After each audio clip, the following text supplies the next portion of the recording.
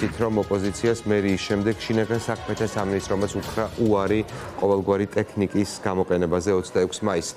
სალომე გისმენთ, მოგვიყევი უფრო მეტი, ვიცი რომ ყავს სტუმარიც.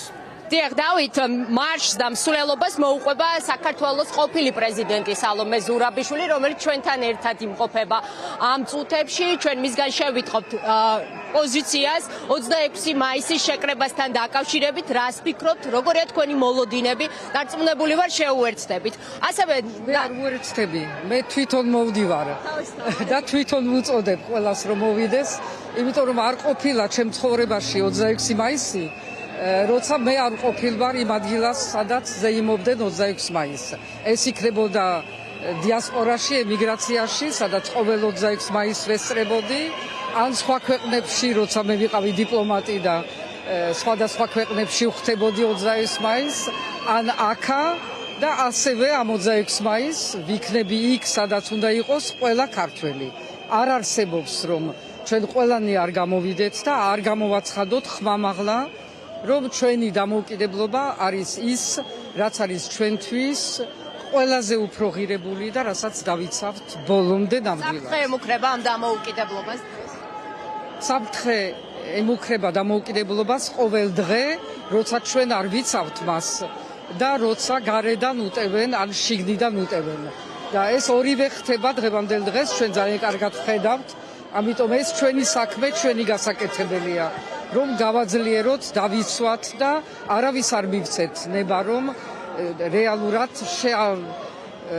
რაღაცნაირად გააჩეროს ან შეასუსტოს ეს დამოუკიდებლობა, რაზედაც დგას ეს ქვეყანა და ეს სახელმწიფო. თუმცა ჩვენ ვნახეთ შინაგან საქმეთა სამინისტროს ზედაყრდნობით ახალი ინფორმაცია, რომელსაც ნიკა გვარამი ავრცელებს, უწყება უარი განაცხადა, როგორც ჩემთვის არის ცნობილი, რომ საპროტესტო აქცია გაიმართოს. ვინ ეკითხება და რას პასუხობს, რა მნიშვნელობა აქვს თუ ვის პასუხობს. ხალხი გამოდის, 26 მაისი არის ყველასი, ეკუთვნის საქართველოს მოსახლეობას. სულ რუსთაველი იყო 26 მაისს ღია და ყოველთვის იქნება ღია ხალხისთვის. ეს თუნდაც პირველივე 26 მაისს 1918 წელს და შემდეგ წლებში. თუნდაც საბჭოთა კავშირის დასაწყისში. მაინც შეძლეს და იზეიმეს 26 მაისი. მერე უკვე ვეღარა. და ამიტომ აქ არ არსებობს, რომ ვინმე რამე აუგზავნოს საქართველოს მოსახლეობას და ის ხალხი, რაც დღეს არის გამოსული, უკვე არის ჩანს თუ რა მუხტით არის მოსული და რამდენი ხალხი არის დღეს გამოსული. ვერავინ ვერ იტყვის და წინასწარ ვერ იმეტყველებს, რამდენი იქნება 26 მაისს და მე ვარ დარწმუნებული, რომ ძალიან ბევრი ვიქნებით სწორედ აქა და ვერავინ ვერ შეგვიშლის, რომ აქ გავიდეთ. მიუხედავად იმისა, რომ აი სცენის დადგმაზეც კი უარი არის მოსული, როგორ წარმოგიდგენიათ ფორმატი, როგორ უნდა გაიმართოს? მე არ ვიცი, როგორი იქნება ფორმატი. მე ყოველ წელს დავდივარ რუსთაველზე, ჯერ დღისითაც მოვალ და მე შევერთები ამ მარშს და ვიქნები რუსთაველზე, როგორც იქნება საქართველოს მთლიანი მოსახლეობა. და არა აქვს მნიშვნელობა, სცენა იქნება თუ არ იქნება.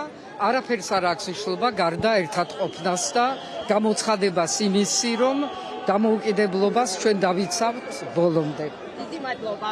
სალომე ზურაბიშვილს უსმედით, რომელიც არის იმყოფება აქციაზე და მიუყვება მარშს. გიგი წერეთელს ვხედავ, ვეცდები მასაც ვკითხო 26 მაისის გეგმების შესახებ. ბატონო გიგი, საღამო მშვიდობისა.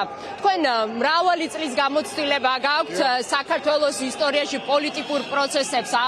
ბევრად მეც მოესწარით, მონაწილე იყავით პირადად ამ ყველაფრის და ამ ხელა საფრთხე გახსენდებათ საქართველოს დამოუკიდებლობის დაკარგვის და ასეთი სიახლოვე ბოლო უახლოეს ისტორიაში ხელისუფლების მხრიდან ჩრდილოეთის მიმართულებით და 26 მაისს როგორ წარმოგიდგენიათ პროცესების განვითარება?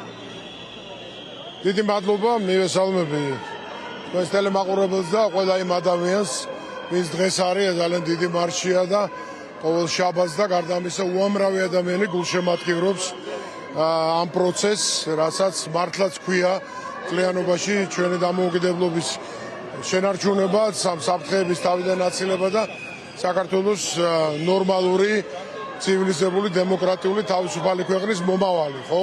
რაღაცა პათეტიკა რო გვერდით გადავდოთ, ეს ყველასთვის და მნიშვნელოვანია. იმიტომ რომ დამოუკიდებლობა არ არის მარტო ემოცია, ხო? დამოუკიდებლობას აქვს თავისი რამდენიმე მნიშვნელოვანი შემადგენელი და რაც თქვენ თქვით ახლა, მე მართლა მახსოვს ბევრი პერიოდი, მაგრამ აი ასეთი ერთის მხრივ საერთაშორისო იზოლაცია და საქართველოს სამწუხაროდ ამოვარდნა იმ ჯგუფიდან, რომელიც შეიძლება რამდენიმე წელიწადში და ძალიან მალე სხვათა შორის ამ შემთხვევაში მოლდოვა და უკრაინა მყავს ხედველობაში მიუხედავად ომისა, რომელიც უკრაინაში. ამავე დროს ჩვენ ხედავთ სომხეთში, როგორი ნაბიჯები იდგმება, ხო? სამწუხაროდ ჩვენ აღარ ვართ ამ ჯგუფში და საფრთხე ყოველთვის აქვს ქვეყანას, რომელიც მეზობელიც არის აგრესორი, რუსეთი, ოკუპანტი და შესაბამისად ეს უნდა ქმნიდეს შიგნითაც ძალიან დიდ мотивაციას ხელისუფლების, რომელიც არის ქვეყანაში, რომ ამ საფრთხეებს გაუმკლავდეს და ამ საფრთხეებს გაუმკლავდებით, როდესაც დემოკრატია გაქვს ძლიერი და აქ პირიქით ხდება. მე არც ასეთი რეპრესიული პერიოდი მახსოვს, არც არასოდეს მახსოვს, რომ ამდენი პოლიტიკური პატიმარი და სინდისი პატიმარი იყოს. მე არ მახსოვს, რომ ტროტუარზე დგომისთვის ხალხს ანამხედო ჯარიმა კონდეს, ან აპატიმრებდნენ. და ამას მინდა ვთქვა, რომ ძალიან ბევრი პრობლემა, მიუხედავად იმისა, რომ ცხადდება, რომ ჩვენ რაღაც კარგი ეკონომიკური ციფრები გვაქვს, არის უყურადღება. აი ახლა რაც ხდება ჯუშენის სინდრომით დაავადებულ ბავშვებზე, ხო? და ის რაც გააკეთა ახალგაზრდობამ, ხო?